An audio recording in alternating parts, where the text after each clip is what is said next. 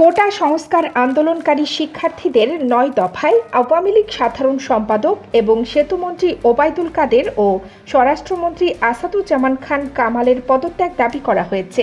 এ বিষয়ে প্রশ্ন করা হলে এর সরাসরি জবাব দেননি ওবায়দুল কাদের। ধানমন্ডিতে আওয়ামী লীগ সভাপতির রাজনৈতিক কার্যালয়ে এক সংবাদ সম্মেলনে তাকে এ বিষয়ে প্রশ্ন করা হয়। আন্দোলনরত শিক্ষার্থীদের ৯ দফা দাবির একটি ছিল ছাত্র হত্যার দায় নিয়ে সেতুমন্ত্রী এবং স্বরাষ্ট্রমন্ত্রীকে নিজ নিজ মন্ত্রণালয় ও দল থেকে পদত্যাগ করতে হবে। এ প্রসঙ্গ নিয়ে সংবাদ সম্মেলনে একজন সাংবাদিক প্রশ্ন করেন, শিক্ষার্থীদের প্রধান দাবি কোটা সংস্কারের, সেটি সরকার মেনে নিয়েছে, এখন তারা ৯ দফা দাবি দিয়েছে। এই ৯ দফার মধ্যে ওবায়দুল কাদের এবং স্বরাষ্ট্রমন্ত্রীর পদত্যাগ সহ বেশ কয়েকটা দাবি আছে। এ দাবির ব্যাপারে সরকার কি ভাবছে? জবাবে ওবায়দুল কাদের বলেন, তিনি একটা কথা পরিষ্কার করে বলতে চান, সরকার অলরেডি বিচার বিভাগীয় তদন্ত কমিশন গঠন করেছে। এতে ৩ জন বিচারপতি রয়েছেন।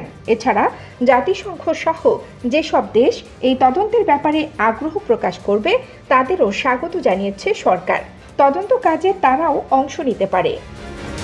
কাদের বলেন, এখন কে অপরাধী কে অপরাধী নয়, প্রতিটি হত্যাকাণ্ডের তদন্ত করতে বর্তমান সরকার বদ্ধপরিকর।